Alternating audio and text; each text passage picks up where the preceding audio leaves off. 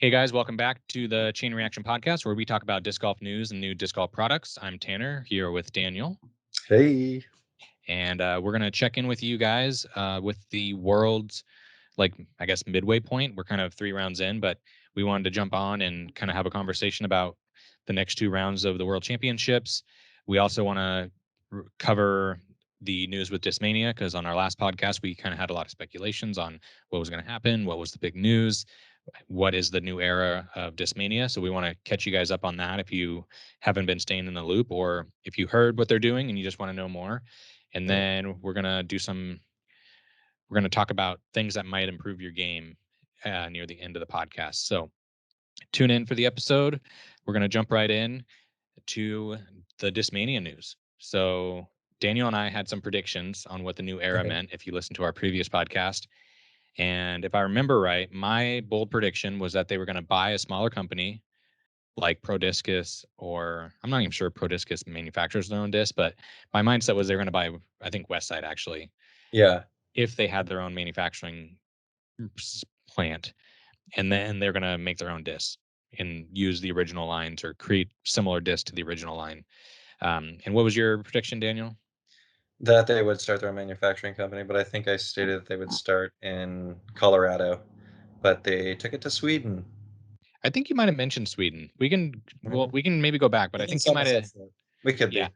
Yeah. I, I think I I, made a few. I made some wild predictions, but I think it felt a little more closely to the reality of the situation. So yeah. So I would say that you won that prediction battle. yeah. And so to fill everybody in, Discmania is a disc golf company that is very popular. Probably, I would say, one of the top three in terms of name value in the sport at the moment. Mhm. A lot of that probably has to do with their sponsored players like Eagle McMahon and Simon Lizotte and Nate Perkins being on commentary all the time. If you're newer into disc golf, some other names you might associate with Discmania like Dustin Keegan or Ella Hansen, Kyle Klein. There's a bunch of really good Discmania players. Yeah. So Discmania has basically built their company on selling discs under the Discmania name, but they're manufactured by a different company. And for the majority of Discmania's career or company, uh, Innova, as I say it, was producing all of their molds. So the P2, the FD, the MD3, the MD, the PD2, those Mhm. were all discs that were manufactured by Innova uh, for Discmania. And so the plastic types were very similar to Champion and Star and D Sure. Line and or DX, I guess. I haven't thrown Innova in so long. Um, so yeah, that's how they basically built their company, was selling molds that were produced by Innova. A couple years ago, they wanted to branch out and they had Latitude 64 create a line of discs for them. That's their Evolution line. Yeah. It's still the same business plan. You have another company making discs for you, and then you sell them under the Discmania name.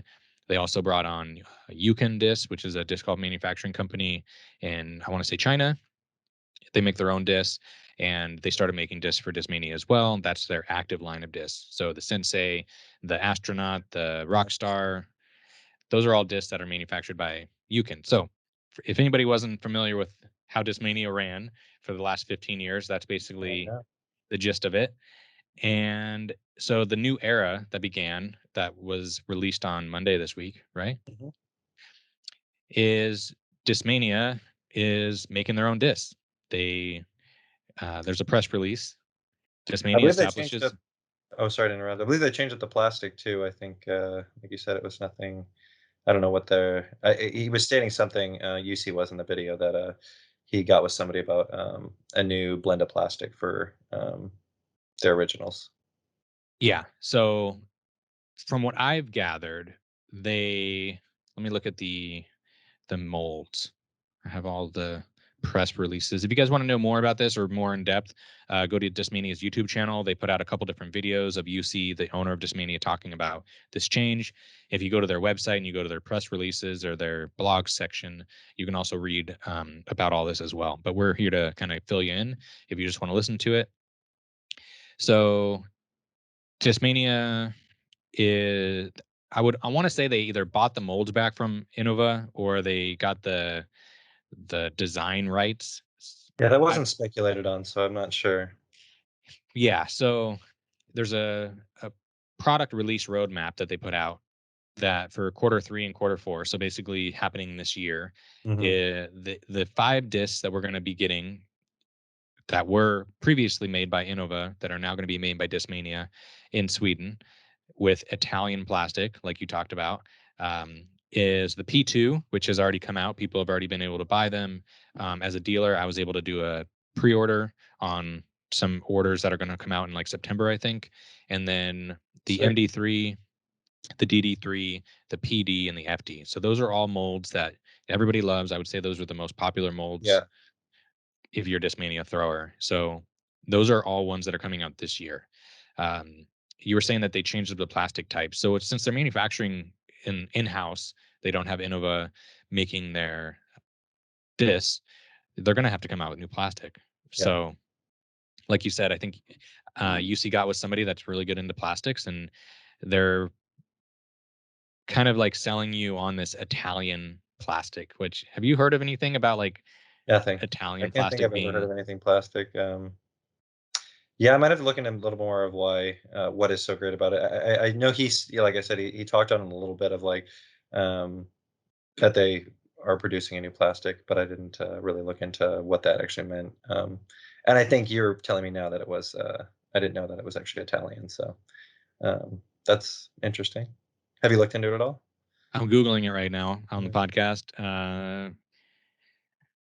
I don't see anything as far as a quick Google search on whether Italian plastic is better, but maybe it's just Maybe like it is the start of something new. maybe it's a sales gimmick. Like, hey, we have Italian plastic, and this is the I think he actually said it. This is like the Ferrari plastic. Maybe Eagle said it. Eagle and Simon both put out videos testing out the new DD3s and the new P2s, and I think one of them said that this Italian plastic is basically the Ferrari of plastics. And so They they, seem to really like it too. I mean, Eagles' throw with it was insane. I mean, what, 726 feet with the.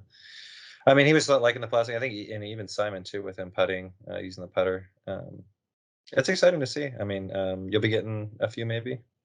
I ordered 30 of them, I want to say. So with the most current release, I want to say that if you like ordered them on the day that they came out, like Wednesday, I Mhm. want to say, I think it was the you following day, wasn't it? Yeah, I think it was. Maybe it was Wednesday. Yeah. Tuesday or Wednesday after the Yeah. announcement, they said you can buy your own new P2s, prototype P2s.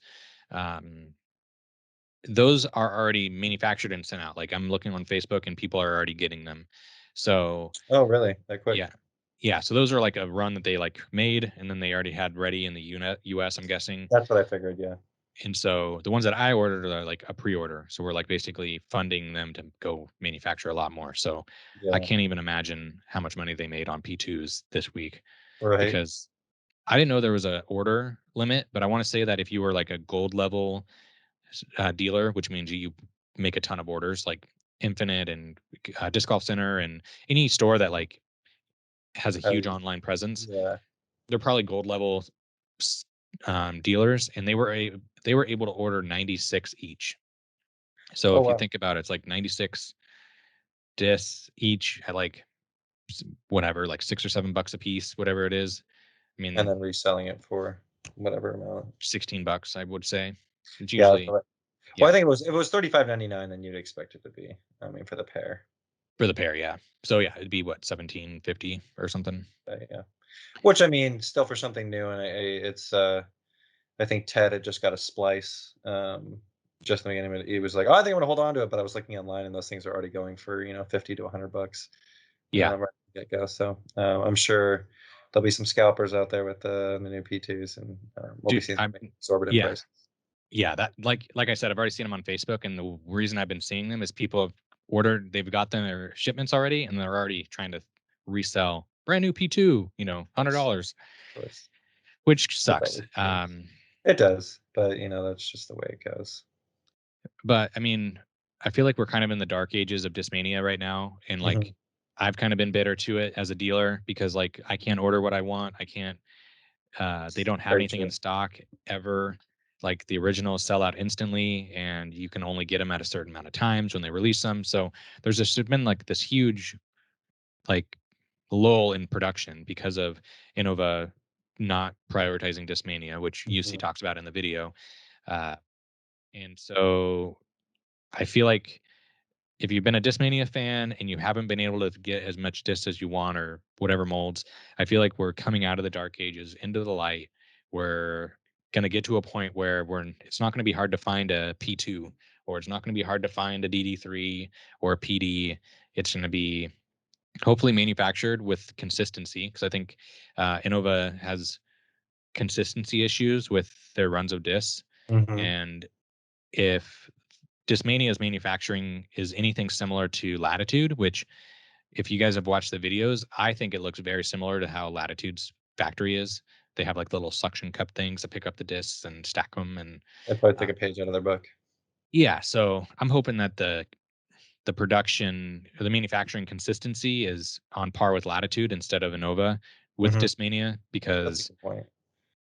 then your PDs are all going to fly like PDs. You don't have to worry about, oh, is this a first run PD? Is this a 13th run PD? Is this a whatever run of PDs? Is this a second run FD? Because they're the most stable and super crazy Yeah, and bubbles that on the was the only rim. thing is, yeah, inconsistency, really, that's the issue I have sometimes finding discs. I mean, I can't say how many times I bought discs and they always fly differently, but that's the case for anybody. Sometimes you get the similarities, but I mean, even with like my 2020 Heimberg Destroyer compared to the 2021, I mean, obviously they're different plastics, but yeah, my 2020 is already starting to flip, and the other one's just, I don't know if that thing's ever going to start flipping. So It's just a workhorse, like a it's B. just, yeah, exactly. It's just, it's night and day between both of them. So Yeah.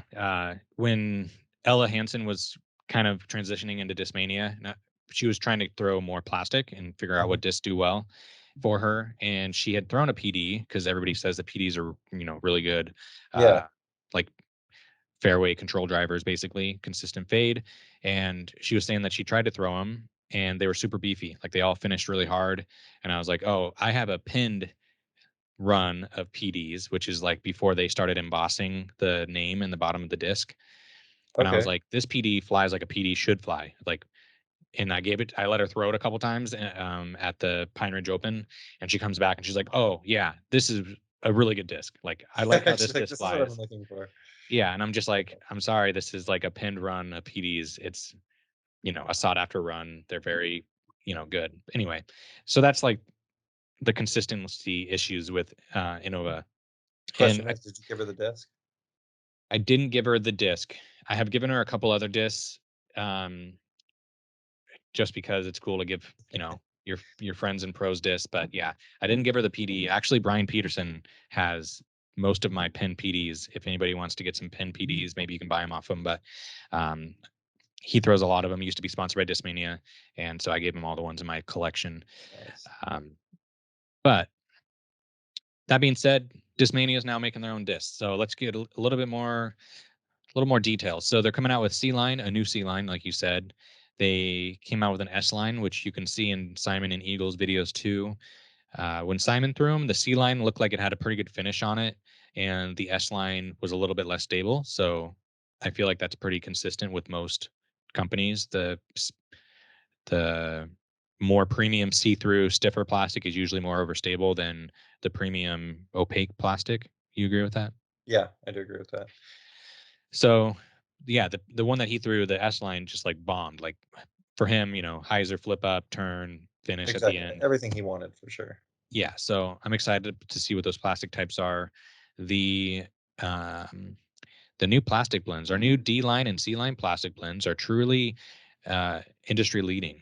We haven't cut any corners to find the best product available. Starting with the new D line plastic, we've created the new P2. When putting, consistency is key. To help keep your confidence high, we've developed a unique texture to give you the best grip available on any baseline plastic in any conditions. So Mhm. that's right from their website. That's pretty lofty, like goals, I guess. Yeah, Uh, um, that's exciting. Okay, well, hopefully that holds true. yeah, they say we also know everyone prefers a different amount of flex in their putters. Some like their putters super soft, while others like them rock hard. We've designed 3 different flexes to our new D line P2, each one with a unique texture to give you the ultimate choice. It's the same great flight and performance you've grown to love with but with the best baseline plastic blend available. Our new C line plastic has also been reinvented. This isn't the C line of the past. It isn't our Neo blend from the Evolution line or whatever other premium plastic there is.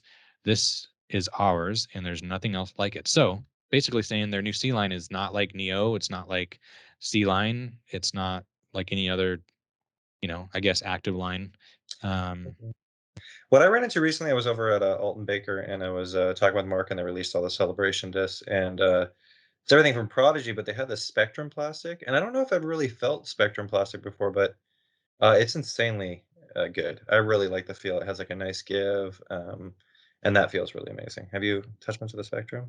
so Spectrum Plastic is basically how all the companies kind of have their own version of like multicolor plastic. Like there's like Yeah, Burst exactly. and Halo and Swirly Swirly, and exactly. Yeah, all that kind of stuff. Spectrum's just that's Prodigy's. Spectrum is Prodigy's multicolor plastic, and they make Spectrum plastic. Like the Spectrum name is basically just telling you that it's like a multicolor plastic, and then they So it's not make taken that in. fancy. Okay. Yeah, they make that in 400 plastic, 500 plastic, uh, 750 plastic, 400G plastic. So it's just like the Spectrum is just like mixes of colors. So I'm not sure do you know what plastic it was that you liked? I want to say it was, if I'm looking back at it, Or I you don't know think the it was over disc? 400. I think it was 400G. I don't think it was anything. It was Yeah. really flippy, so I'm guessing it was just lower. Great roller disc. But it's funny. Mark gave me his F5, and I was like, I knew F5s were flippy, but I threw his, and it was just like a T-bird. And I was like, you know what? That actually has a nice hold. It's a little bit because I had lost my leopard, so I was like, well, maybe I can get that. So I picked it up from him, and I think it was like still 100. It was max weight, and yeah, I threw it instantly. It was just like instant roller. It's like Ted's Freetail. I'm like, oh, this is a great roller disc. But when I threw his, I don't know. There was just apparently completely. Another goes back to the inconsistency of flights where I was like, um, he let me use his, and then I threw that one, and it was just night and day again. So Yeah, it comes back to the consistency thing with production, which I think is going to be a bigger like selling point for consumers going forward is like, yeah, you don't want to buy a disc and then throw it. You lose it or y- whatever, and then go buy another one, and it can fly completely different. And you're just like, well, this isn't the same disc, and then you just completely lose interest in that one. So I yeah. completely agree with My experience with the F series from Prodigy, besides the FX2, because I feel like those are pretty beefy. I threw an F3, so it should be more stable than an F5. you. Yeah. And I was thinking it was going to be like a T-bird, something very straight, doesn't turn very much, but doesn't have that much of a finish. And it's kind of like a leopard for me. Like I can throw it on hyzer flips, it pops up to flat and turns, doesn't really come back very much at the end. And that should be 2 degrees more stable than an F5. And you were just saying your F5 was a roller. Instantly, yeah, I can't. I'm trying to think what I can compare it to. Yeah, I can't. I want to say it's even flippier than a leopard. I want to say it's even like maybe like even just like a. I would say my Roadrunner is even less flippy. Yeah, some Um, Roadrunners are kind of stable too, yeah, depending on the I have plastic. a Again, I have a Barsby one, and I think those are probably a little bit more stable than probably the basic other ones. But yeah, no, it's hard to compare it because I haven't really thrown. So I'm just gonna say an F5 is what it reminds me of because that's all I know it to. yeah. So, I mean, both companies we just talked about, Prodigy and Innova, are both U.S. manufactured products. Besides the Ace line from Prodigy that just came out, and I mean, we just had a conversation about the consistency issues with them. So, hopefully, with Discmania's new production, they're consistent. The last little paragraph on here says we enlisted the help of top international chemists to start the Right. process at the molecular level.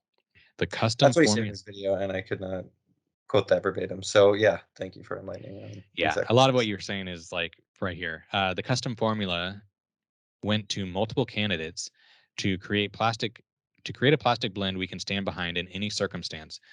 You want the best, this is the best. The result is a stunning Italian-made blend that produces unmatched grip, flight performance, and durability. We can't wait for you to get your hands on it.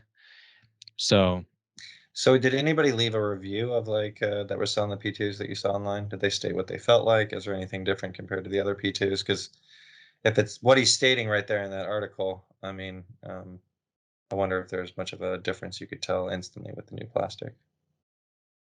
Um,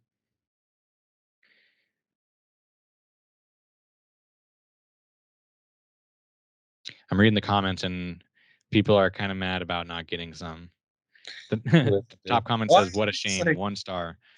that's anytime that I feel like you're gonna hear that anytime. Anytime the Evolutions release, anything from, Discmania that gets on sale.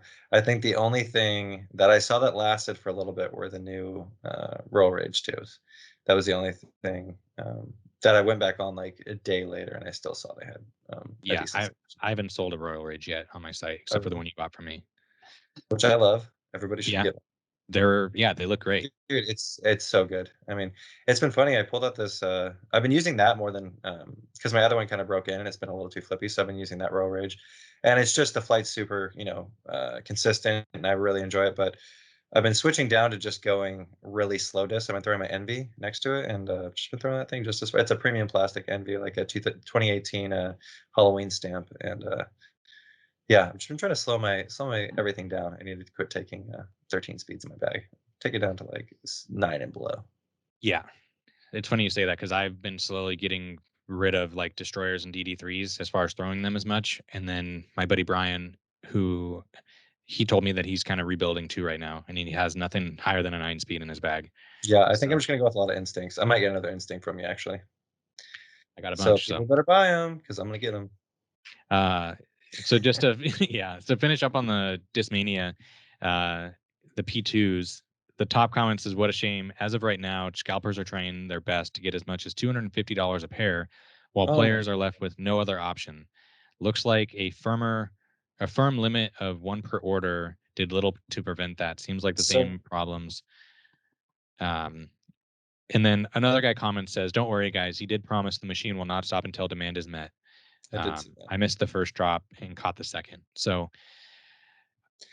that's Well, the you issue said with that Discmania their gold people have had. members, the gold members had got whether that was infinite or whatever they were able to purchase 95 discs. Now, is there a gold member level that is scalping? I mean, that's hard to really tell, but Well, what they're all talking about right now, as far as like people are buying them it's and just scalping them, person. Yeah, this is it's people just like buying them at retail just prices on 35.99. Discmanias.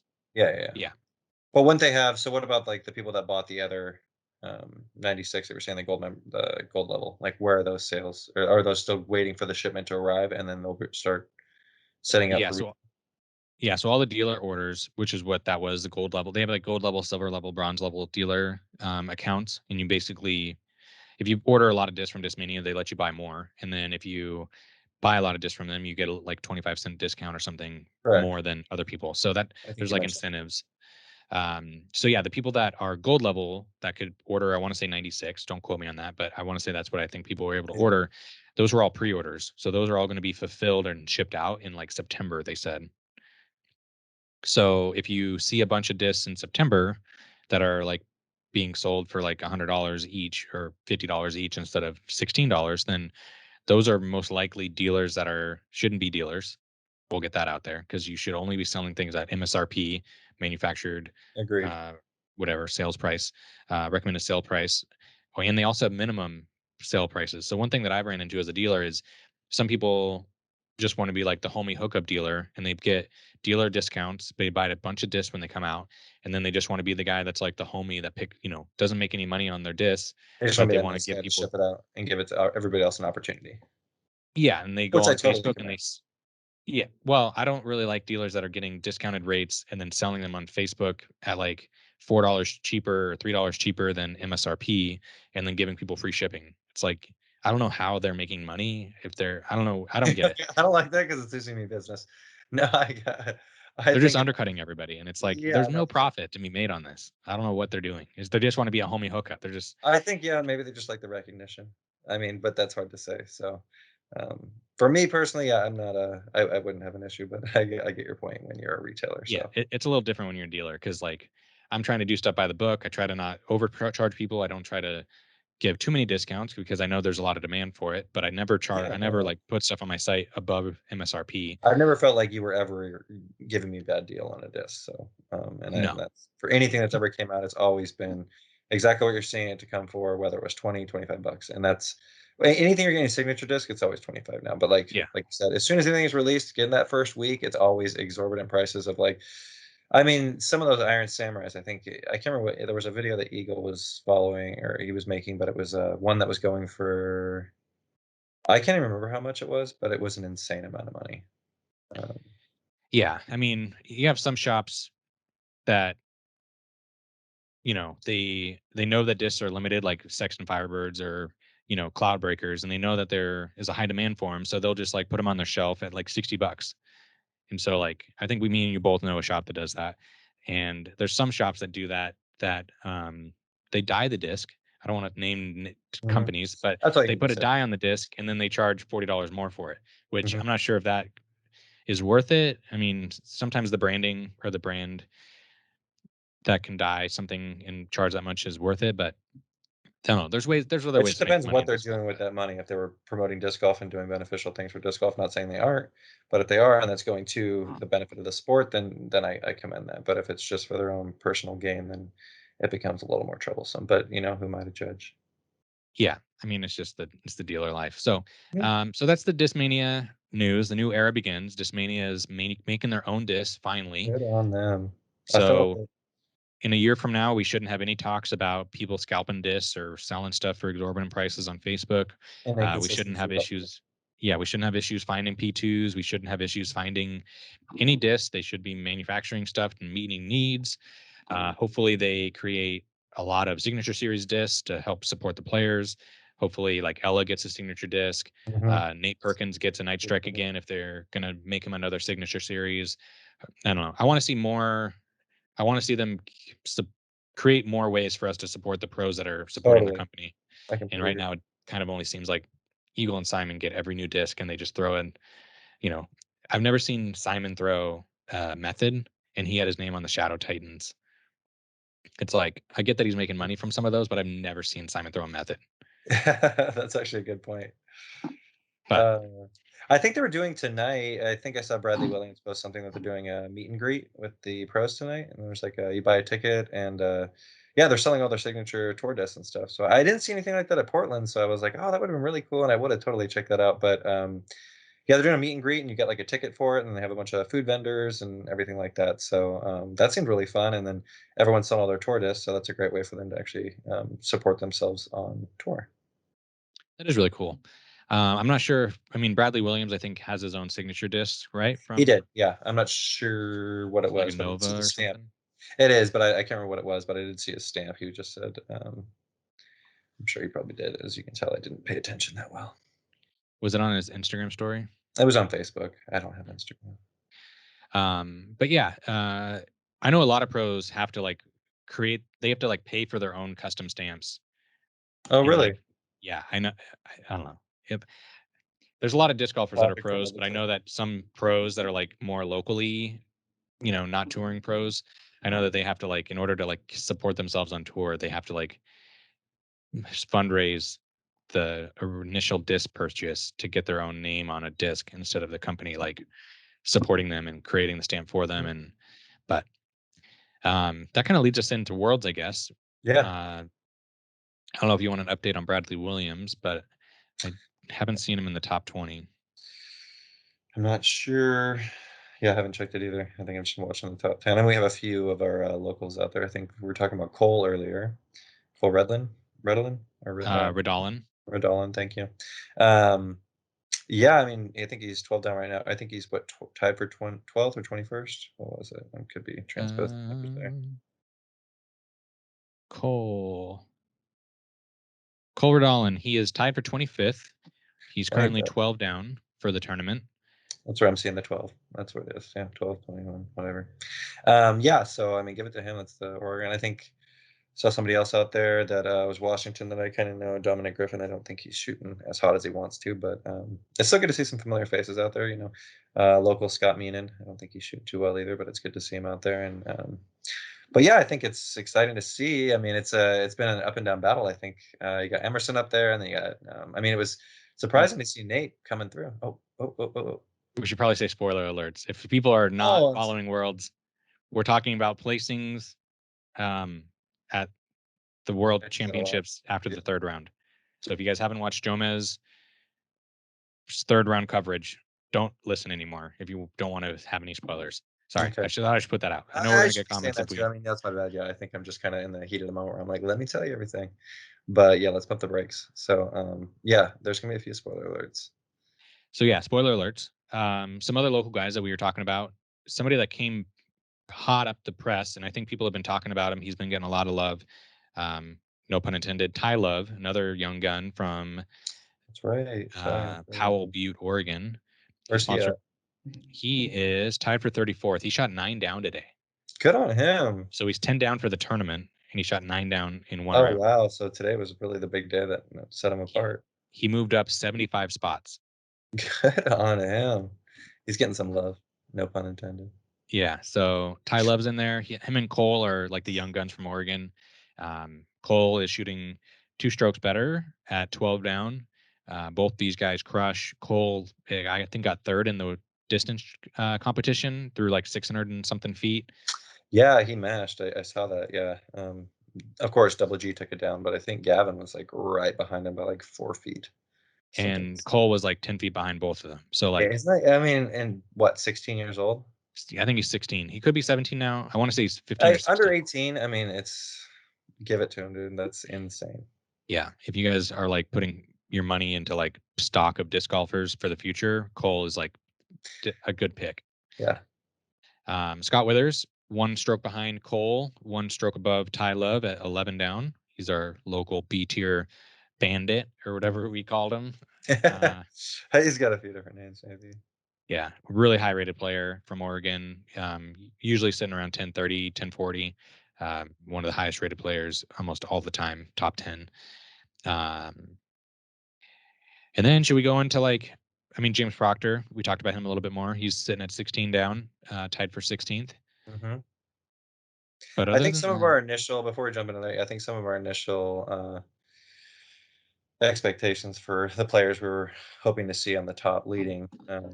There's been a few change-ups and some, I guess, some players that I didn't expect to be up there, which was pretty exciting. so yeah, if we recap last week, I want to say that my picks were Ricky to win it. And then the other like top four was going to be Paul, Calvin, Chris Dickerson. And Hmm. then Eagle was still kind of up there, but I didn't feel like he was going to do good at the fort. So, I think uh, Hamas, we had Hamas down there too. oh yeah, I don't think, Hamas has been playing really well. but not so much now. I don't know what his thing was. I don't know what he's at right now, but I don't think he's Hamas is 14 11, down, tied for 14. 18th. Oh, okay. Sorry, Ham. I didn't mean to belittle you like that. I think he's doing better than I thought.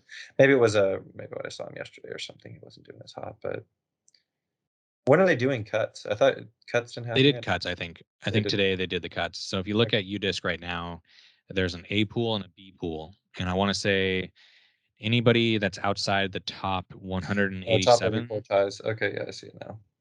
I think they go to a B pool. And I'm not sure if their Worlds is over and they're just playing like a B tier tournament on the other course or what it is. Um, but yeah, they already did the cut.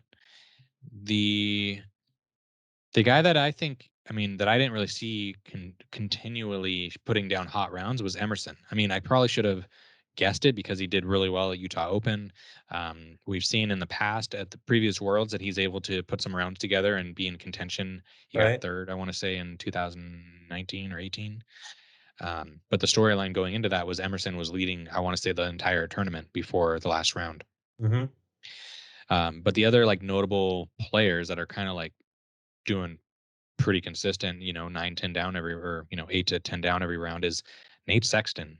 Even that's kind of a local, kind of a local, was a local. Well, Corvallis, I mean, kind of, I feel like Washington's still home for me, and he's in Washington now. It's like Yeah, yeah, Tacoma yeah. area, I want to say. So Yeah. I'll definitely claim I him mean, as a yeah, when I local. saw him on the leaderboard, I think he led the first day. And then still, I think was he leading yesterday? Um, I'm not really that proficient at Oh, he UDisc was to tied check. with Ricky. I think he was tied with Ricky. That could be right. And then I think it pushed into,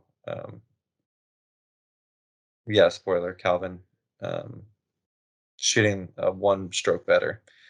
So he's right now number one, but he's still got 2 rounds, and I think I think we are talking about it earlier a little bit when you're doing 5 rounds, how much wear and tear is that on your body? I mean, I know if I play 2 or 3 rounds in a day or in a week, I mean, it's that 3rd round, I'm not shooting hot at all and everything's kinda off, so these are things you're practicing for, and this is like the mental game that goes with it too, so, I give it to him, but I think it could be anybody's game still. I mean, they're all veterans. They all I mean, a lot of them have done this, year after year, so, but with last year being off, I mean, it's exciting to see what's gonna happen. I mean, I don't know who it's gonna be. I don't wanna make my picks yet, but, I'm feeling strong for Calvin, but, Emerson, yeah, with him just winning, the week before at the Utah Open, having some, better familiarity than, some, it's all up in the air. I'm not gonna make my too definite speculations. Maybe we'll talk about it again the day before, and, through text, we'll talk about it, and we'll see where we're at, and I'll give you my opinion. Well, the thing that I think we need to look at in terms of worlds, like, yeah, it's 5 rounds, but just by like the most pros do like a couple practice rounds the day before or the 2 days before the tournaments, and then they play Mhm. a 3-round tournament. So I think I don't know. I don't think you're really going to see a huge drop off in terms of scores because of like fatigue. Because I feel like these guys are like marathon runners at this point. Like they know how to play multiple rounds of disc golf a day, Okay. multiple days in a row. The thing that I'm kind of looking at is the last 2 rounds of Worlds this year are played at the Fort. So if you're Mhm. watching coverage, the Fort is the wooded course and Yeah, Mulligan's is the ball golf course. So which are the both very technical, but I think being in the woods, it brings a whole 'nother variety. The woods is definitely I mean, the players that I think that do really good in the woods as opposed to out in the open, the first guy that comes to mind is Matt Oram. I feel like that guy knows how to shape shots in Yeah. the woods so good. And he's tied for 14th right now. I think as it sits right now, we're looking at basically a B tier tournament, a 2-round tournament playing at the Fort. So like if you think about, your local B tier, it's just like 2 rounds of the same course. And Calvin is starting the tournament even, and Nate Sexton starting at +1, and Emerson starting at +3. And that's basically the game we have right now. And if we look back at Emerson's round, or we look back at the previous round they played at the Fort this for Worlds, and we sort it by best round, Mhm. Emerson Keith had the hot round that day. He shot 53. And Calvin was right behind him at a 54. Chris Dickerson at a 54. Ezra Aderhold 55. Paul Macbeth 55. So if you're looking That's at exciting one to people, see up there too, is Ezra. It's, Ezra. Ezra like came out of the gates hot. He's like the new biggest thing, biggest muscles, biggest player on tour.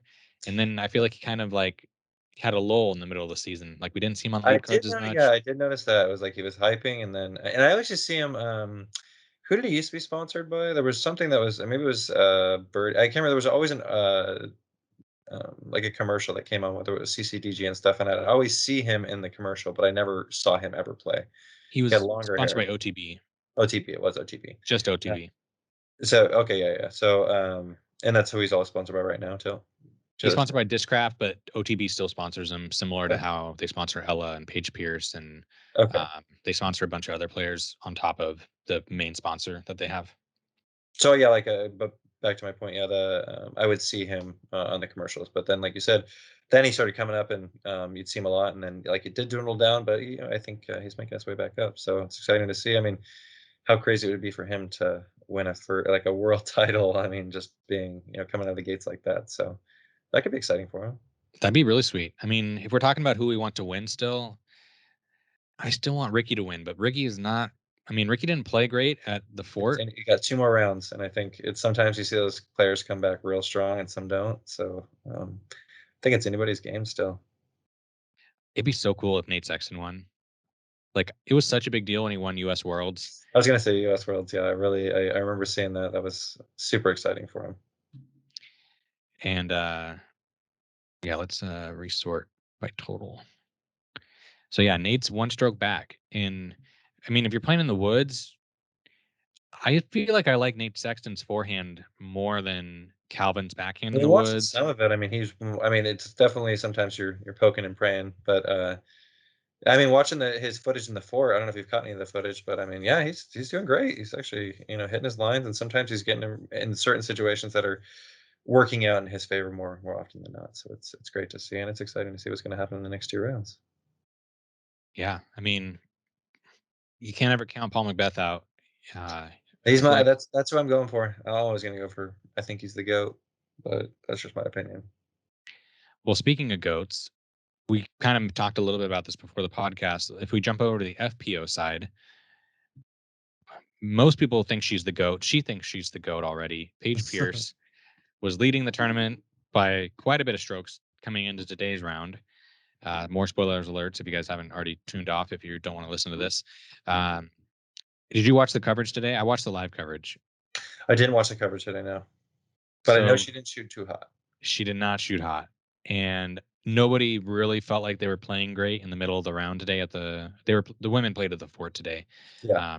So this is going to be a little interesting because the men play at the fort 2 days in a row, and then the women play tomorrow at Mulligan's, the golf course, and then the last day at the fort. So I feel like with the men's, we can kind of like see how tomorrow goes and then maybe have a good idea how the last day is going to go. But with the women, it's like who shoots really good at Mulligans, which I think Katrina probably would. Paige Pierce, Lisa Vegas shot pretty good at the Mhm. Mulligans. I think Haley King did too. Our girl Ella did pretty good at the ball golf course. And then the Ford is going to be again the wooded course for the last day where everybody's going to finish. And Paige didn't shoot very good today. She was kind of off on her putts. She I mean, the rounds were kind of rough for a lot of the women's playing today, as far as the first two rounds or Yeah. first two cards. But the main thing that happened with Paige is she was leading by two strokes going to the last hole. And the last hole at the Ford is like water carry. You got to throw like 250 feet over water, Mhm. and it kind of sets up like a dog leg to the right to like Okay. this long keyhole. Basically, it's like a long narrow fairway with OB on the left and right, and then it kind of opens up I around think the it's like what you're basket, talking about, yeah. similar to Alden Baker, whatever hole that is, the ace hole. And Paige 11. threw long OB on that hole today. If you guys haven't watched the coverage on hole 18, so she's leading by two strokes, I want to say, just bleeding a couple strokes on the back nine. If you look at her back nine, she went birdie, bogey, bogey, par, bogey, bogey, par, par, double bogey. That was Paige's back nine. Uh, so anyway, Paige throws long on 18 OB. She throws her upshot, barely makes it in bounds, like barely skipped in like a foot in bounds, Oh, wow. misses like a 28-foot putt, and then misses the comeback. Dang, I missed that. Yeah, that's harsh. That's gotta W- really get in your head too. Yeah, which made her and Katrina Allen tied at 7 down going into the last two rounds. Okay, I'm gonna give my vote, and I think you stated it too, but I want Katrina. That's my opinion. But that's just me. I still have some dark horse. Like I don't know. My friend Sai from Spokane, she's sitting at tied for fifth. Oh, She's nice. even. Big win. She's 7 strokes out of the lead, so she's gonna have to shoot lights out in order to get up there. But I'd like to see That's her get in the top three at least.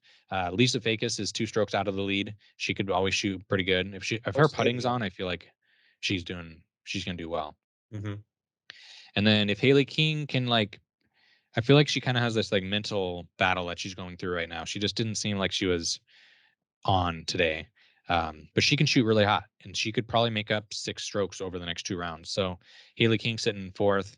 Um, Did you see that video that got posted online of her, like, just doing her thing and putting the disc in the basket with her foot? yeah, was that during a round? No, so that's the thing that annoyed me is that they posted that as she was playing her round, but when you see her walk up to the basket, she pulls out 2 discs. But they say like, "Oh, look at how Haley King put it on. She's on hole 1 right now." But it's like you're saying like, "Oh, she's on hole 1. That's how she putted." And then when you see her go up, she grabs 2 discs out of the basket. Of course, that's how she's just like practicing around. But the way they portrayed it, it was like that. So then it would just get like the internet feed or trolls to be like, well, this is just so disrespectful of her to putt like that. How did she not get stroked? This, that, and the other one. When you just literally, if you watch the video, you'd see her pull 2 discs out of the basket. So obviously, it's a practice shot. But I think it's just like again, I don't know. It just wants controversy. It wants people that like just argue over the stupidest stuff. So um, I'm gonna say I thought it was cool the way she did it. It was very exciting, but it's just kind of funny. It was cool. I'm trying to find it right now, which who posted it because I don't see it on the Disc Golf Pro Tour, and I don't see it on the Instagram for the PDGA. Maybe you can just look on YouTube and just do like Haley King. Let me see if I can just look it up. I definitely saw it today where she like kicked up the disc kind of like you would or like with a soccer ball, kind of like she flicked it up to her hand and then pushed it in, or she kicked it into the basket. Um, but yeah, I thought that was very weird too. I'm not sure if that's great. All right, future Tanner and Daniel here. We got done with the We're back. podcast and we just remembered that there's a huge talking point that we wanted to go over. So, something else happened at Worlds. Brodie Smith rented the driving range for the disc golfers to warm up on because apparently the PDGA didn't think that the pros needed a place to throw and warm up and get ready before the biggest tournament of the year, one that hasn't happened for 2 years because last year's was canceled. So, Which there was a Brodie, little bit of flack from. I saw Charlie Goodpasture post something about that, and he said, "I think it's very unfair that we had to drive into nets, and then he rented it out later, so then, a lot of the players that were playing in the morning in the earlier rounds didn't get the same opportunity as them, so he felt he was shorted, even though he still gave all credit to Brodie, which I think the PDJ totally flopped on that and did not, play well. I think the PDJ gets a lot of flack as it is, but point being is that they should have definitely rented out the whole thing because, again, like, one, that's the disc golfers are upset because a lot of them didn't get the same opportunities as some, but also ball golfers showed up and they were trying to play, or just to go to the driving range, and then they were denied access to the range because it was reserved for disc golfers only, thanks to Brodie. yeah, you said you found this Reddit post for me that said it's an R golf, so not a disc golf subreddit, it's the golf subreddit. Which, funny enough, they have 387,000 members, and I think disc golf has like 150,000. So we're catching them, guys. Yeah, We're slowly but surely. we're almost there. But apparently, it says the title of the post on our golf is "When to Practice at a Local Golf Course," just to be told they're only allowing disc golf today. Blasphemous. Blasphemous. Which is pretty funny that Well, you're. I think it's like, I for one, I saw some comments. It's like, why wouldn't you call in? And why wouldn't you check what the course as it is? Because if it was a PGA event or anything like that, of course you're not going to get any of the course to yourself. And I know, I mean, it's with disc golf being so new as it is. I think you're getting a lot of slack from golfers, especially when they even did do Glendevere. I mean, a lot of the golfers when I was setting up and helping, um, they seemed a little annoyed with all the disc golfers there. They still got half their course, which I feel like um, they still had some opportunity to still do what they wanted to do and play golf and not be completely subjected to no play. But it's one of those things that's it's a transitioning sport, and I think it's one of the fastest. It is. I think I've read that it is the fastest growing sport in the world right now. But it's exciting to see where it's going to go. But these are the situations that we're running into that I think the PDGA really needs to step up their game when it goes to especially worlds events like this. Like, if you're playing such an elite tournament that is like this is worlds, you'd want to have the opportunity to provide every opportunity to each player to, harness their full potential and skills. And it sucks that, some players were shorted that they had to only throw into nets because it wasn't allowed. And then, by the time Brodie Smith actually got the reservation and whatnot, other cards had already started. They weren't able to actually get that opportunity. So I can see the frustration in that, but it all goes back onto the PDGA. And I want to say I read this. Don't quote me on it, but I think I saved it. I was going to send it to you. Um, Someone had said it. Okay, begin PDGA staff reports. Finance as of March 31st, 2021. The PDGA has a total asset of $7,223,409, as compared to the $3,852,747 as of the same time in 2020, representing an increase of 3,370 or 3 million. We'll just say almost 3.5 million. The total equity during the same period was almost a little over 5 million, which represents our net financial position: assets less liabilities. So you can see how much they've increased in their total amount of revenue just from, I guess, the pandemic and everybody else joining in. So to say that they aren't, you know, able to fund something like that, it's hard to say. But then again, you don't really know where everything else is going and what that all is. And I wouldn't even guarantee quote that as they're true. I just read that through passing, but I didn't fact check that. I Yeah, we don't know if that's fact checked or whatever, but I mean, we both know that disc golf has grown. What I've heard is that disc golf has grown more in the last year since the pandemic than it did in the previous 25 years before that. Mm-hmm. And everybody that joins the PDGA pays like $60 each, right? So like my number is 101326, and I think they're up to like 17. I don't know. I think we just ran into who are we playing with? It wasn't Tad. It was the other guy that Joey. was on. Joey. and he was just got his membership. I think it was a 1.7 because mine's 1.19, 1.28, and I signed up 2018. So, I signed up 2018 too. and yours is Uh, what? 101326. Yeah, so you probably just gotta just Okay. So I'm 101326. The highest, most current member, Andrew from Haverhill. Andrew, shout He's out. 1183511. So Oh wow. 80,000 new members since I started in 2008 or whatever it is. Um, Actually, So let's you're thinking just like see. 80,000 times the $60, and that's just, I would say that's just That's not even open. That's not even professional.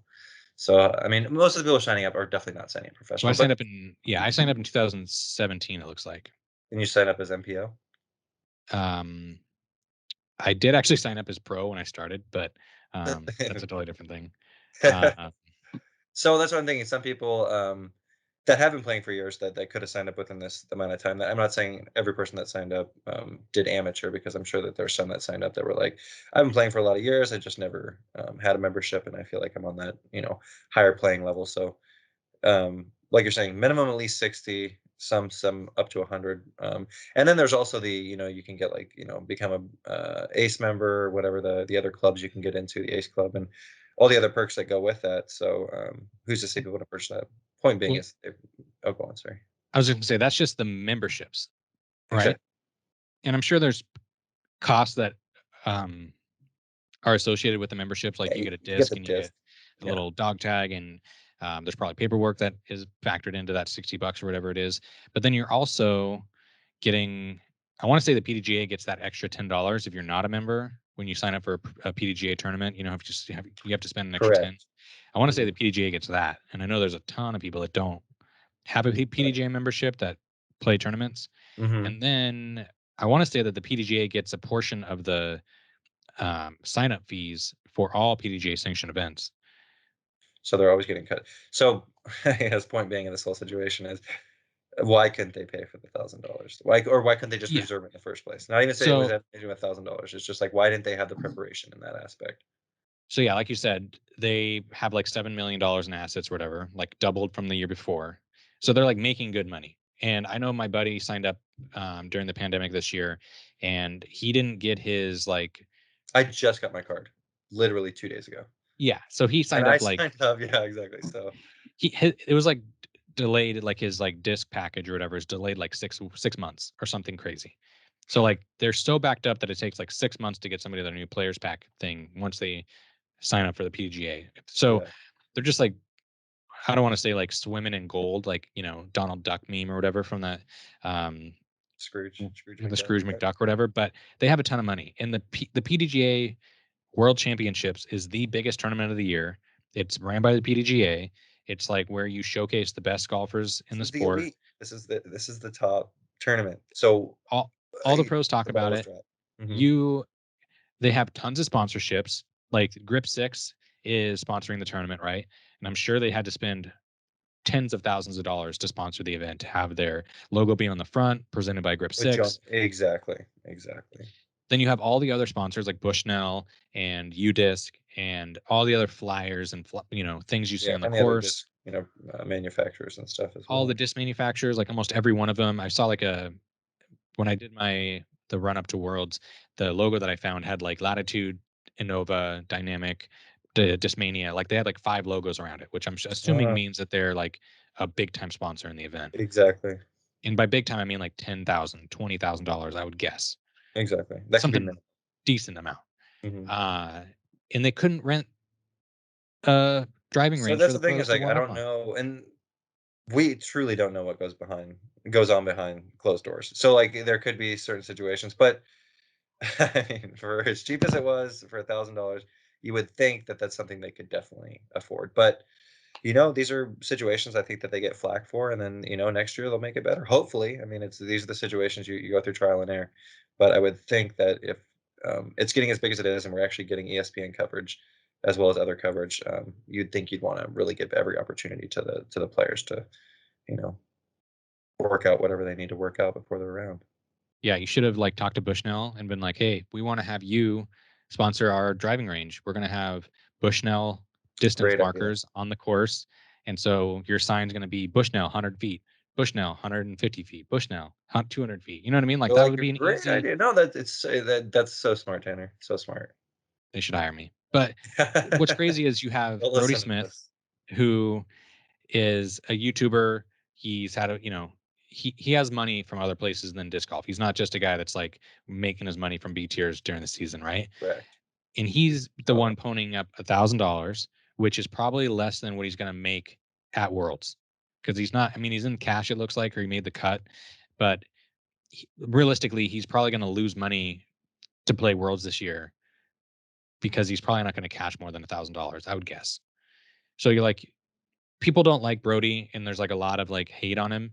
I personally think that he's bringing a lot of like new ideas, and at least being like the the squeaky wheel, if you will, to like start conversations to make disc golf more uh, legitimate. Because mm, if people don't know, Brodie tried to become a pro disc golfer or pro golfer before he was a pro disc golfer, and so he was playing with ball golfers, like figuring out, he knows how they get paid, the payment structure, like how much you pay in and how much you get as a player, how much money people are making from sponsorship deals, like how tournaments should be ran and like how coverage should be done, like all that kind of stuff. I feel like he has pretty good insight, maybe more than anybody else on the tour, because I don't know any other disc golfer that has tried to become a pro golfer.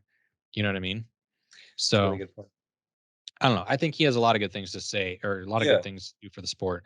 And the fact that he just like knows that the pros should have a warm up area and nobody else is doing it, especially the PDGA, the association that everybody is like playing for, and like the tournament is made around for the last whatever 19 since 1979 or whatever the first World Championships was. Like I don't know. That I feel like that just tells you who Brodie is as a person. Like he just is like he just couldn't be at the World Championships and not see a warm up area, and he just right. ponied up the money and just said, "Screw it!" Like, I'm gonna um, do this, and I respect that more than people know. But I think it's one of those things that credits due where credits deserve. So I it's one of those things that I guess we'll see what happens in the following year.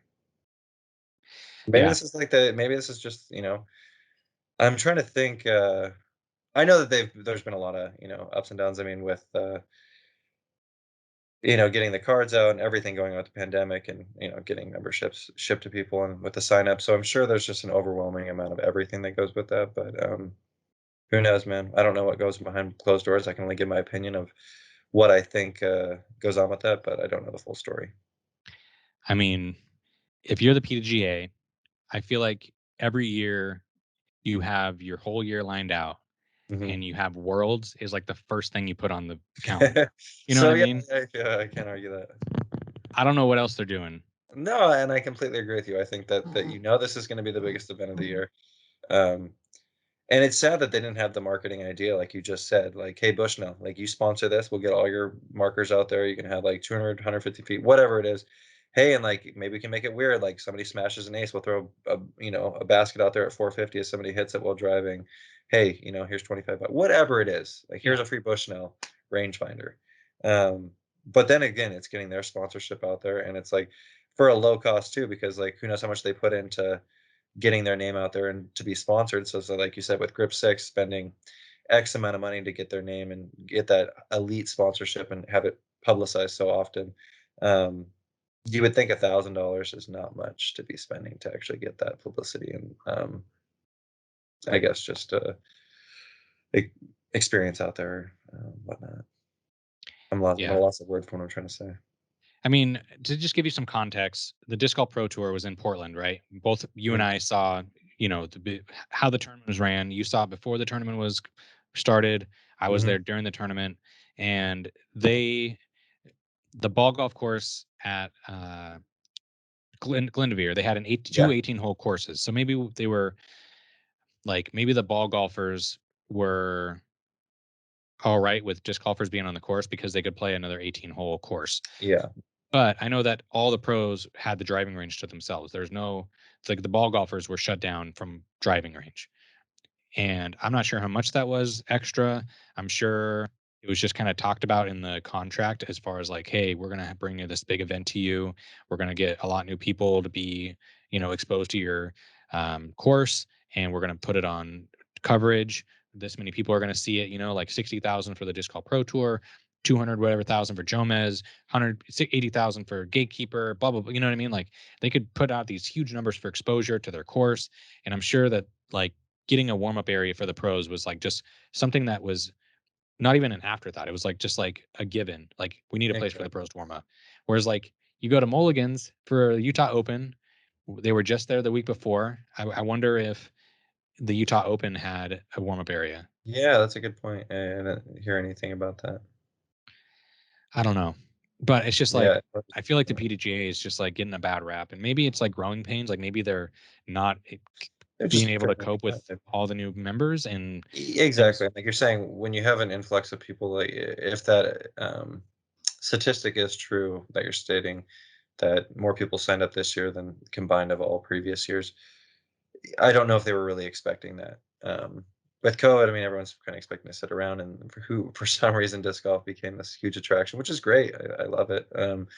But yeah, maybe they just weren't ready for that, and then they have their mind in so many other spots that they're just not really paying attention to that. But then again, it goes to like hiring people that are actually going to, grow the sport and have the understanding that you do right there, where it's just like, how can we benefit from this? Like, no, there's no practice throwing. It's like people are throwing into a net. Like, I don't know. There's just so many moving parts there that you'd be like, we need to fix something here. But um, like I said, I don't really understand their side of the story because there's always two sides. So maybe they'll come out and be like, "Yeah, we dropped the ball and we just didn't pay attention to that." Or I don't know. I think if you were the PDGA, maybe you would come out with a statement and be like, "Hey, we really respect Brodie. Like, we're going to reimburse it. Whatever it could be that you're going to try to make men's right."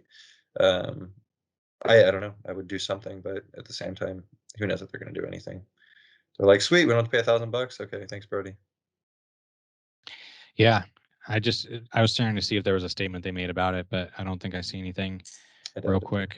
But yeah, we just wanted to, leave your comments below whether you think the PDGA should have had some foresight and like created a warm up area for their world championships of the sport that everyone loves, and they just, got $7 million or whatever in new signups this year or whatever the revenue was. Like, Yeah, I my statistic, I wouldn't trust that, but I completely agree. Yeah. well, And if you guys know anything go on, sorry, what? I was just gonna say I saw that post on Reddit, the numbers you were talking about. Oh, okay, yeah, okay, yeah. So that's what I said. I mean, it's a comment, so I can't really state that it was actually legit, but it seemed like he copy and pasted it from somewhere. So I don't know how much validity it held, but yeah, in the comments below, if you guys have anything that any insight in the story on the PDGA side that you can inform us about, greatly appreciated, so we can get two sides of the story. But from what it seems like, they just dropped the ball. But which sucks. But these are the like you said, these are the growing pains of the trial and error, and hopefully sooner than later they can fix this and start functioning as like a really top you know top- Association. exactly, exactly. Thank you. Yeah, and I'm not sure where he copied and pasted that from. I'm trying to see if I can find it, but I do know that the PDGA is a nonprofit, so I'm sure that stuff is public record, like how much money they're gaining, where the money's going. Maybe us as disc golfers should maybe look into that and see if we agree with how the sport is being managed. And I don't know. All I know is I think the Disc Golf Pro Tour is doing a great job. They're the ones doing the live coverage for the event. So I don't know. I personally agree more with how the Disc Golf Pro Tour is like creating events and growing the sport and what they're doing. And I haven't really seen a whole lot of positives from the PGA. Like I just feel like we throw money at them and I don't really understand what they do. But Yeah, exactly. So like I'm in this, the same boat with you. I mean, maybe it's not me doing enough research, but a little more transparency with them might be appreciated. But maybe there's the transparency, and I'm just not seeing it, and I just haven't done the research. But yeah, with them being nonprofit, you would think. Uh, yeah, if you're in the comments and you want to teach us something about what's been going on, or maybe we're totally right. off base, please leave a comment below and tell us what's up, and we'll be happy to respond to you. But yeah, we just want to jump into this podcast real quick, and we're going to jump back out to past Daniel and Tanner talking about something else. The other thing we should maybe mention is spoiler alerts. James Conrad acing hole 16 yesterday. Yeah, freaking what was it? Entropy? I think it was an entropy. I'm not exactly sure. Yeah. I heard it was his first time throwing that disc. Did you hear that? Oh, I did not hear that. In I thought the the stamp on it, the stamp looked really cool, but I mean, that's insane. I think it wasn't entropy. It was plasma entropy. Don't quote me on that. Yeah, it's pretty funny because it's the downhill shot at the water. People are thinking about what hole it is. He just throws this like high putter hyzer shot around the outside on the right Just tree, just dunks it like top of the world type you just hear shot, the which roar as soon as he hit it. It's just this huge roar of people. It's so cool. it's so sick. It's pretty cool because like since I know some of the guys that are at the tournament because of the working with the pro tour, if you look in the background on one of the shots, you see a guy running with his cell phone when James is getting the disc out of the basket. I did see that. Yeah, I know what you're talking about. That's Evan, and he was apparently he said he was on Facebook Live. He wasn't shooting that day, but he was on Facebook Live getting his reaction as he Just came like, down the oh, hill. oh, that's really Uh, cool. so yeah, that was pretty funny. If you go to Evan's Facebook page, and if you guys know who that is, you can see his like Facebook Live of him like running behind James. That's Uh, awesome. but yeah, it's pretty cool to know the guys that are filming that kind of stuff, so you can like go message them I, afterwards. I Because saw this. when we were at the Portland Open and RDO. yeah, the Resistance Disc Open, I was kept asking them like, "Have you guys filmed an ace yet? Have you guys filmed this?" And they're like, "No, we only got one ace last year, and blah blah blah filmed it, and they weren't with us or something." So Uh, like as a live broadcast camera guy, I feel like that's like what you go for, like who's yeah, going to one of get the those big shot special moments for sure. and like Any not chance you missing can it get up. it, yeah, if you're there. So I think that's funny. That's great. Yeah, he won $500 on that hole too. There's a Oh, yeah, I was gonna wonder. I didn't know what the A spot was at, but it was just the bounty for 500. yeah, I don't think it was an ace spot. Yeah, just like a bounty, like somebody just some sponsor something's like, hey, if anybody aces this on, $500 goes to him. So Oh yeah.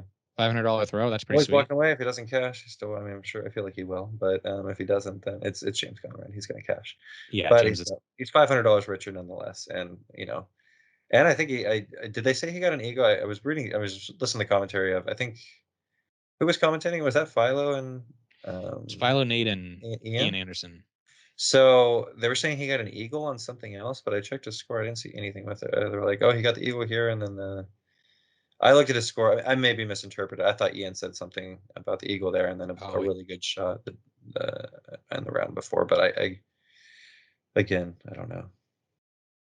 yeah, I'm looking at his scorecard. I don't see any eagles. I didn't see anything else when I looked at his scorecard because I saw Ian say something like, "Oh, he got the eagle here," and blah blah blah and whole. But I heard this is so quick, and I just watched that video. Like I was more focused on the ace than pretty much what Ian was saying. So um, yeah, congrats to James.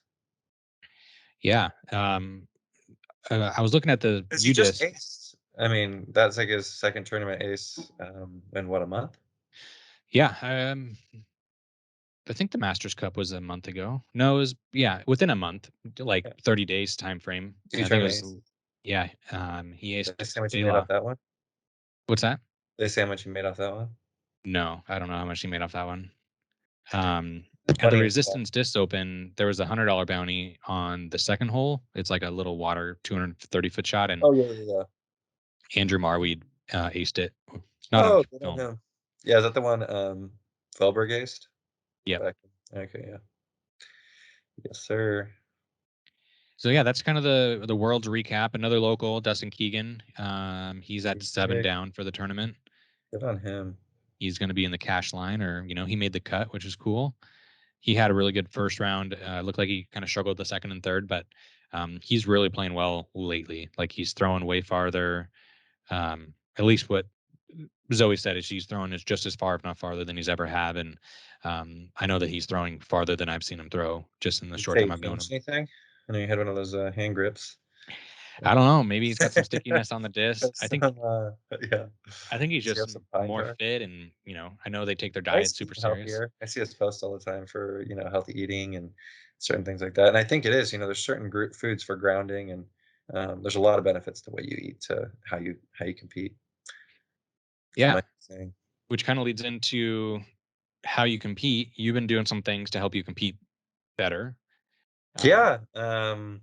So I recently started doing hand-eye coordination drills. So one I saw that was just throwing a tennis ball against the wall, underhand, underhand, underhand, then switched to overhand, overhand, then change hands. Practice that, 15, 20 minutes. Juggling is always a great thing. And I think James Conrad, I think that's what you can give a lot of credit to his putting is he's pretty decent juggler. I wouldn't say decent. I think he's a great juggler, He's but yeah, I think he's yeah, very yeah. good at juggling. So yeah, I mean, I wonder if that hand-eye coordination. So yeah, I've been doing. There was this video I saw on YouTube, just looking up hand-eye coordination, where it's just you'll have a dot, a solid line, and either if the dot's on the left, you'll tap your left. If the dot's on the line, then you'll tap. I think both legs and then right. So it's just you're pretty much just going through left, right, both left, right. It's just a different variation. So that's been helping me a lot. But I've noticed that it actually has increased my putting. Played a singles round over at Alton Baker the other day, and I really didn't think I was shooting that well, but I shot a four down and tied for third. So I was really happy with that. I kept my tag, so I didn't have an issue with that. And I cashed, so that was cool. But I've just been doing that, and it's actually been really coming out. So I think I'm gonna start trying to juggle more. I did just pick up Muay Thai, walking on pins and needles right now. But once I start getting it down, I think hand-eye coordination. We're working on the bag and stuff. I want to see how that translates too. So um, yeah, I've got a few things up my sleeve to see if it's going to benefit my game. But hand-eye coordination, if you're interested, I maybe we can link the YouTube video I saw, as well as maybe some other drills and stuff. But I saw, juggling and tennis ball, and just anything you can kind of throwing a ball up and down. I think there's a few items online you can pick up too that are supposed to help with it. But things that were simple enough for me was just looking. We'll link that video, and then also just getting a tennis ball and then throwing it against the wall for whatever amount of time that you would find sufficient, at least 15 minutes. But if you want to go longer, go for it, and just see how that translates for you on the course. Even juggling too. So it's things like that you just don't really understand. You don't think that have a benefit, but then whether or not it works out for you or not, just give it a shot. And I think for me, it's just been a couple days. I'd say it's been a week actually that I've been doing it. So I've already noticed a little bit of a benefit, and still I'm going out every day and trying to practice at least putting an hour. Like I went to Alton Baker. Seems like I go there a lot now. Actually, I'm mentioning it, but just putting for an hour every day. I'm not trying to play the course. I'm really just trying to spare out. Like I think when you someone had a really good thing they told me once. They said, "Well, I used to ride motorcycle, and he's like, or motocross." So he's like, "Not every day would we go to the track and ride the track, ride the track." He's like, "There's days you do calisthenics and everything else that goes with that." He's like, "We get maybe 1 or 2 days out of that week to go ride the track, but everything else is preparation and um, honing everything into like work with you." So yeah, I think it's just little by little, and those things you kind of just plant seeds and you let them grow. So whether it is hand-eye coordination, whether it's juggling, whether it's eating right, cold showers, things we talked about, mental game, positive expression, it's just there's a lot that goes to it, and I think it really does help your game, whether you believe it or not.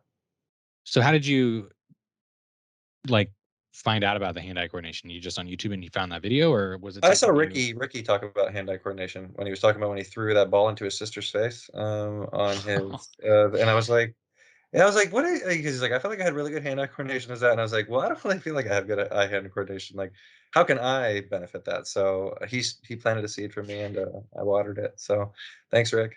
You're like, oh, Ricky hit his sister in the head. Yeah, I I was need to like, get "That's better at actually hand-eye good." Yeah, coordination. I was like, "I've never done that." No, yeah. So that's where I got it from. So you heard that and you thought, I'm not How very can good I at hand-eye benefit? Yeah, coordination. so yeah, as I guess morbid as that sounds, yeah, I said after he hit his sister, I was like, you know what? Like he was like, I had really good hand-eye coordination. I said, oh, I don't feel like I do have good hand-eye coordination, so maybe that's something I should look into. So then I just started researching, looking on YouTube, and just different variations. And then again, thinking about James, I think I saw a video, whether it was the one you posted recently, something I saw about James, and they were just talking about his putting being so on, and just how he is such a phenomenal putter, and then his translation of being such a good juggler. And I think a lot goes through that, whether it's subconscious when you're doing it. That I'd say give it a shot. If it works for you, awesome. If not, what's the harm in trying? That's pretty funny that you thought you were bad at it, so you did it and it's helping you. As Yeah, like, no. I feel like for me growing up, I used to tell people I'm like pretty athletic from the waist up, like Mhm. waist down. Like I can't run fast, I can't jump, I can't like I'm not quick. But anything hand-eye coordination, pitching, throwing, catching, ping pong, like all those kind of sports, I Yeah. feel like I'm pretty good at. Like I can hold my own. And so I don't know why I'm not a better putter. Yeah. If we're Yeah. going with your, Maybe start doing, juggling and, the tapping, see if that well, I works know how out. to juggle. I can get some balls right now. And Yeah, exactly. um, I know how to juggle too, so I just need to practice at it. so my exercise science background is kicking in right now. Do you think that doing sport specific hand eye coordination would be better? Because like I used to train baseball um, kids, and we were trying to do hand eye coordination, or like a lot of it was like eye training, which is not the same for disc golf. Because like I feel like in baseball you do eye training to like hit things that are coming Uh-huh, at you. With disc golf, you're throwing things at other things, so it's not the same. But we would do things where like it was kind of hand eye coordination, but we'd have baseballs and I would put like a blue dot on one and a red dot on another, and then I'd have a couple different balls in my hand, like two or three, and I would uh-huh. throw them to him, and he would have to say the number or um the color of the dot on the ball when he caught it to like train his eye. And so we were trying to do Oh, that's like, good, I like that. yeah, we are trying to do I guess what I'm saying is we're trying to do things that were specific to the sport that we were trying to get better at, while training things like like training your eyes to pick up things faster, or Totally. if we did footwork drills, we would pretend like we were on a bag at second, and we would do fast feet around the bag because it felt more like you would do in a sport, Mhm. if that makes sense. So I'm wondering It if like does. juggling putters, as hard as that might sound, I know James can probably do that pretty good. Do you think there's a way to like implement hand-eye coordination? That translates to disc golf. So I think, you make a really good point there, and then when I saw that video that I was gonna say we're gonna post, he even states that in there that he says there's different variations, like, if you play golf, if you do this, like, try these different tactics. But I haven't really honed in on what they so maybe it would be putting and maybe juggling with putters. Um, I don't know, that's a really good point, of how I can see it can translate to disc golf, so, like, make it more specific. Like you're saying with baseball, it's like catching the eye to the ball kinda thing. Let me do a little more research, and then next podcast, I'll tell you what I came up with. Well, It's gonna be it might be just putting. I mean, just putting I mean, so that's what I've been doing. I mean, I just tell myself, like, I can sit on YouTube and watch stupid videos of things that aren't really too ideal or, worth my time, but you get soaked up into it, I'm not the only one. But, just shutting that off and just going at least, so, like, I'll hit the gym in the morning, and then I do putting for an hour, and then I go to work, and I wanna make that my routine at least every day. I mean, because I don't work till 10. I can hit the gym at 6, be done by 7:38, and then hit the gym or get back, take a shower, just putt for an hour until before work, whatever it is, and I wanna see how far that gets me because I have nationals coming up, and I'd really just, like say I gave every day, like, so I'm listening to motivational speeches as I'm putting, and it's just, like, give me the motivation to be like, "Don't stop," like, there's nothing that's gonna it's just that voice in your head will lead you to not do anything, like, when I went down to go do Muay Thai, when I was driving there, it was like, "Don't do this, don't do this. Why are you doing this?" And I've done jujitsu. I mean, I have no issues doing a martial art, but like, there's just that voice will always like it. Just taking yourself out of your comfort zone is so hard. And yeah. once you do it, it's like as soon as I walked in the doors, it was the energy was great. Everyone was super friendly. Everybody introduced themselves, and it was just like such a great experience in a really good environment. And that voice in your head, it's just that you want to. It's just taking yourself out of your comfort zone is so scary, and you got to go through that trial and tribulation to really grow as a person. And I'm excited to see where that's going to take me. So whether I'm dreading going to the course every day to putt for an hour, I'm going to do it because you have to have sacrifice. I So feel yeah, I feel like I like your goals before the turn, the nationals, right? mhm, Um got a couple months. I feel like you need to create like a grading system. Hmm. So like you need to get 25, you need to do 25 30-footer 20 25 30-foot putts like tomorrow, and like get a baseline. Like today, with practicing a couple Great point. Great five point. days in a row at an hour a day, doing the workouts like you just How much of said, it? I'm making 20. And then like every 2 weeks, like do a check-in. Like, okay, today's like, I don't know, typically in like a weightlifting program, you do like ramp ups to your 1 rep max.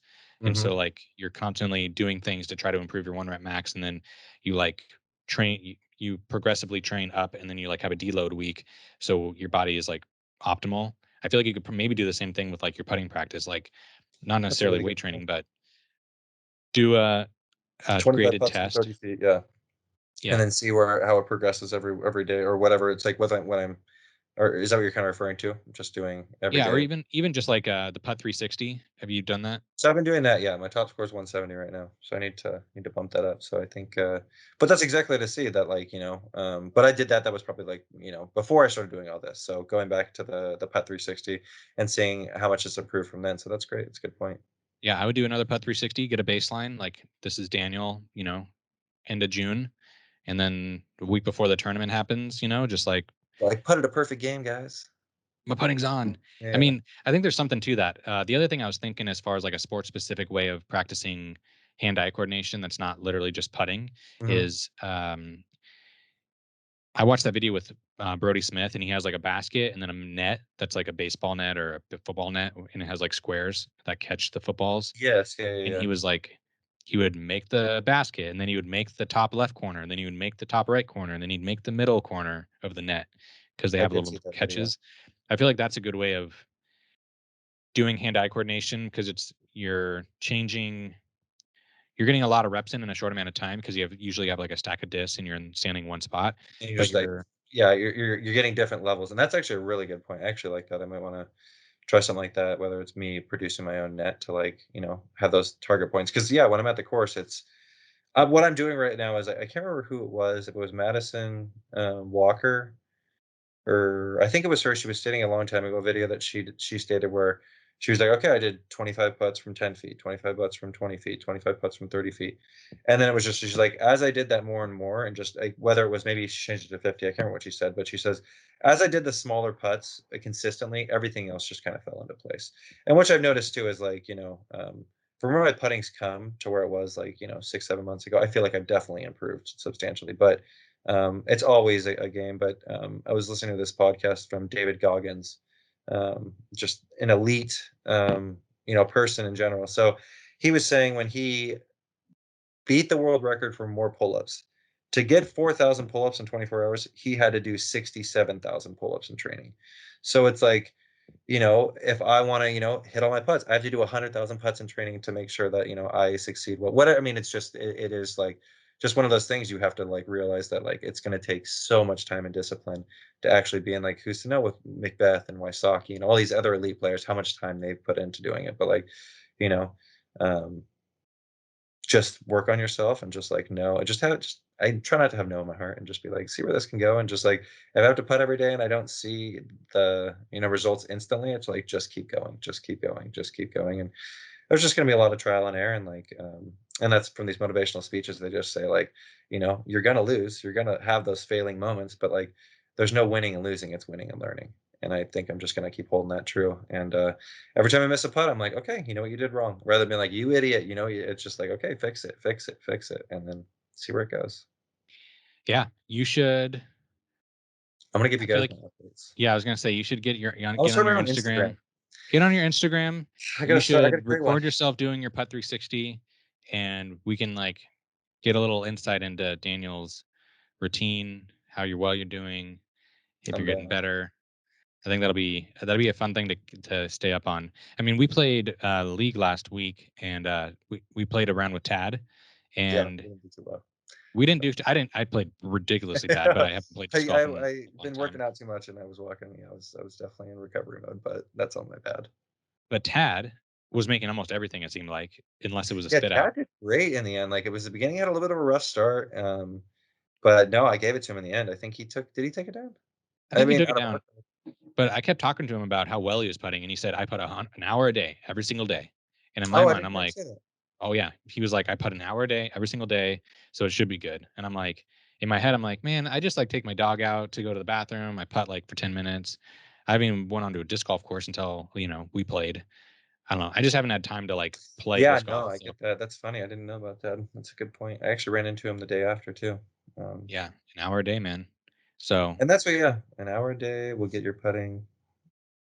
And that's just Um, something I noticed with his game. I'm like, man, this dude's making everything within 30 feet. his putting was good. His form wasn't. I mean, off the tee, he definitely had some power. I just think he's got a few things to tweak, and he'd be a great player. I mean, putting I feel like is the hardest thing, and Oh yeah, no, I he was think impressing putting me on is. the green. Yeah. So if you continue doing an hour putting every single day, and You find Become a the way best. to track it as far as to see if you're getting better. Mhm. Um, which I think Putt 360 is a great like assessment tool for No, that I completely agree. because it tracks it, it gives you dates. It's like the same test all the time. I think that'd be really cool. And if you started your Instagram, we could just stay in the loop with you. Okay, I'm down. I'll make one. So one question I have is, do you think so the only thing is, like, I go to Owen Baker, they got the new Prodigy, but, like, I don't really wanna putt on the Prodigy because everyone was there, so I went back into the woods, and he's got these Mach 3 baskets, which are just trash, I'll say, because they spit out every second. Do you feel like the baskets you putt on really would so, like, with as so say, like, the Prodigy baskets at Dexter, they're really, really finicky, so, like, I don't know, is, like, practicing on those baskets gonna benefit you better, or do you think they're gonna set, like, different, I don't know, triggers to, like, make you I don't know, because I feel like the ones with the Mach 3, those things spit so easy. Like, I'll hit dead center, and just hits the pole because the chains are pretty weak on it, so it's just spits right back out. Um, so I think, maybe playing different courses, you really have to understand, like, putting on different baskets, you really understand what's just I mean, maybe they'll make an overall standard. I think when you're always at, the PDGA events and stuff like that, they're always using, some are veterans, but they're always no one's using a Mach 3 at a Yeah, they're PDGA. not. Yeah, yeah. But I would say, when we're playing more local tournaments and stuff, you're always gonna have a different variation every course you go to. They've all got different baskets. So I guess my main point is, like, do you feel like it's a pro or a con running into what would you prefer to putt on? I guess if you could. I think whatever is available is what you should putt on. Like I don't think it matters that much. And I think if you're getting good at like hitting the center of the chains and like dead center, like if you're putting on those That's what I other take out of it. yeah baskets and they're going they're hitting the pole and bouncing out. Um, yeah, if you're playing a tournament or you're trying to putt well in those specific baskets, I would say you might need to have a lighter touch or like figure out a way to make the disc stay in the basket, like probably Nose just down. less pace or something. Yeah. But as an overall like getting better at putting, the I think the goal is to hit the chains in the center or like a little bit right, like the pro side, if you're right-handed, and then probably lower ish on the basket. But that being said, like the ones at Alton Baker that you're talking about that are like very thin chained, like not very many chains, so like you can hit the pole and it'll bounce back out.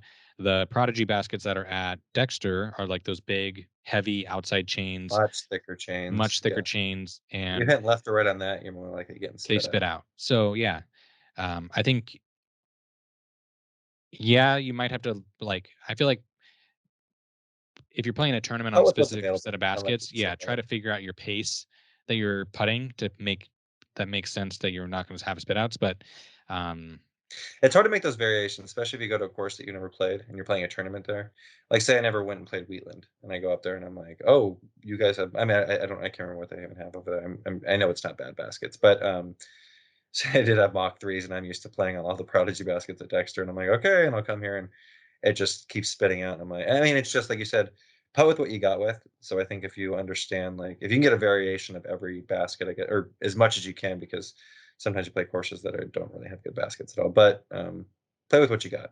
We'll put it at that. That was good. yeah, and I mean, realistically, Understand it. do you think that every putt is getting spit out if you're putting on those baskets? Not necessarily, I just feel like they're really hard to catch, but I think, like you said, great way to look at it is, like, if the disc doesn't go in, at least you hit center chains. There's always take something positive, like, "Oh, if that was the Prodigy basket that is here at on the actual course, that would have been dead center, and I wouldn't have any issues." But I was playing with Mark, like, a week ago, and I was on, like, 15, like, 60 feet out, and I was just like, "Oh, you got this," and just dead center and just throw it back out. I was like, "These are the new baskets," and he's like, "Oh, every Prodigy basket's got its air." And I was like, "That's very true," but, yeah, it's just kinda funny, so, Yeah, you're I always mean, gonna have those shots too, like, I think you were talking about Macbeth last week, saying, like, sometimes you have the perfect shot, everything goes, but it just spits right back out, and, that's just what happens. yeah, if I don't want to ruin anybody's Jomez coverage or whatever, but so don't listen if you want to hear anything about spit outs. But Emerson Keith had two spit outs today, and one of them was left side that probably should have been caught, but it didn't, and the other one was like from 15 feet away, dead center, spit right back out at him. And it was maybe a little hot as far as how fast he was putting, and maybe he was putting into a headwind. And sometimes, the wind will catch the bottom of the disc when it comes back out and pushes it too far. But I mean, that was 2 strokes in his round that were, I mean, one for sure was a spit out. The other one maybe was just a high left putt. But I think that you shouldn't, like, if you're practice putting and you're hitting dead center and spitting out on, like, let's say lesser baskets. I don't know if that's a I don't know if you should be tied to the result as much on Right. that putting day. As long as you're like hitting chains, center chains all the time. Like, I used to have one of those Costco baskets. Like, it's $70. It's like super thin chains. Like, I had one too. base. I would say Yeah, I'd rather putt on a Mach 3 for the rest of my life than ever use a Costco basket, but that's just yeah. When I put on that, it's like, okay, that one went right through the chains, but I didn't hit dead center. It didn't yeah, hit the bowl. exactly. Like, I know So I did everything right, it's just the way the basket's built. yeah, I mean, and the name of the game is not hitting chains and having and that being your score. The name of the game is having the disc land in the basket. So Exactly. we might need to look at like Garrett Gerthy's putting form or Sarah Hokum or these other players that are like lofting the putt in and it's Oh, Barsby? barely hitting. Barsby has the biggest elevator putt I've ever seen in my life. I mean, maybe that's what you Maybe need to that's what you do need for to, Mach 3s. I think you were saying, like, figure out a way and, like, yeah, throw it 100 feet in the air and let it just yeah. But I like your insight, juggling to increase your hand-eye coordination to juggling, yeah. ultimately improve your putting. And I mean, you're definitely playing better since 6 months ago when we played together. So Yeah, thanks, whatever you're thanks. doing is working, and I think the getting a routine is probably more important than anything. Like you Mhm, said, like waking up, I got an hour before work, I can get an hour of putting in or half an hour of putting in. Just like having that consistency every single day, getting better at a certain thing. And I feel like for most people, the easiest way to shave strokes off your game is putting. mhm. It's a bottom line, and it's like sometimes you got this stuff frustrating, and you get out there and like you're getting through it, and you're just like, it was funny. Jeffrey, who we play with, it's funny what people will tell you sometimes, and you hold it to be true. And he was like, "Hey, man, like if you start putting and then you start putting really bad, like for the fear, like you just need to stop putting in general and walk off." And I was like, "Oh yeah," because like you'll start building bad habits. And I was like, "Okay, yeah, I can see some truth in that probably." And then I would just start messing up, but I just reset, and if I mess up, I go back to 10 feet, and I just consistently hit 25. And once I hit every putt at 25 and not have any misses, then I'll move back out. And I think that just helps me. So it's like if I get frustrated and I'm pushing out to 15, 20, 25, and things aren't connecting and I'm just missing like every other putt or both putts, then I go right back to shorter distance, and I just reset, reset, reset, and it helps. And I think it's just like sometimes it's like that voice in your head to be like, all right, you should be done. Go play a few holes. And it's like, no, you just need to keep sticking with it. Like you're not going to play any holes today. You're just going to putt and walk off and feel good. And I think there's also a thing that I read. It's like when you sleep, your brain trains. So it's like you'll do something, and then when you go to bed, your body is just automatically programming to become better at that. So it's just I want to build muscle memory. So it's like, oh, 15-foot putt, nothing. 20-foot putt, nothing. Whatever. And it's like I want to get to that point. And I think listening to like David Goggins, and he was like, oh yeah, just it took me 67,000 pull-ups to beat the world record for 4,000 in 24 hours, and which is insane. I mean, but to hear where he came from, being, I think he was saying when he was such a young kid, he was almost 290 pounds, and he was just like no motivation, very shy, and like, yeah, he got into it was a Navy SEAL, and it was just like he wanted to be the best he could be, and it's just like the things he does. It's like it just shows you that the power of the human body and the mind, and anybody's capable of anything. It's just if you're willing to believe it and willing to put the time in. And sometimes you get through those situations where it's just like overwhelming. And no, I don't want to run. He was like, I hate running. I don't like running, but it helps me. It was just saying it builds like a callus over your brain. There's like when people give me shit, he was like, I just do all these things because it helps like build a callus over what I can. So like when I get the call in the middle of the night, my mom's passed away. Like I'm able to handle these things. Like I can just life's gonna throw tons of curveballs at you. And he's like, it's just what you're willing to. And he's like, I'm training. I'm not when I'm doing my marathons and all this. I'm not training for to be the fastest person. I'm training to better myself, to understand life, and go with the flow, and roll with the punches, kind of thing. So Yeah. yeah. I was gonna see if I can find my book because I have it behind me somewhere. Can't Hurt Me is his book. If Oh, you anybody's read it? interested. Yeah, I got it somewhere. Yeah, he's Unless I great. get unless I gave it to somebody. Hopefully But not. yeah, Goggins is definitely pretty good. Um that being said, disc golf is a sport and it's meant to be have fun. I don't know if you should be super serious as David Goggins No, running exactly. I 100 think it's mile supposed to be fun. marathons. But But I think what you talked about today, the hand-eye coordination and creating a routine and um, doing something consistently and having a goal in mind and testing yourself and retesting yourself to see if you're getting better so you can reassess. I think those are all really good ways to improve yourself. And know, one thing that's really nice about like journaling or like um, measuring things like this is that you can see where you were and where you are, and you can kind of reflect on like, oh yeah, I feel like I'm not putting well every single day when I'm putting. But if I look back, the first time I did putt 360, I only made, you know, two of my 30 footers, and now I'm making six of my 30 footers. So You're seeing improvement, exactly. And then, hey, you play next time and you only made one of your 30 footers. But it's like it's the consistency and it's just the effort. But I think you had a really good point. It's just have fun with it. I think if you do overwhelm yourself and you turn it into a chore, then you're not going to enjoy it as much. But I think it's like have goals, have aspirations, but like don't forget to just be thankful. And that's when I walk off the course, I do like a good 15, 20 seconds, just like close my eyes and just be thankful. I've been learning that through Muay Thai as well. After every class, we do like a ceremony, dance, and everything like that. And it's just like giving thanks and being appreciative of like your body. So just be thankful. dang, that's pretty sweet. I need to Yeah, get into Muay Thai.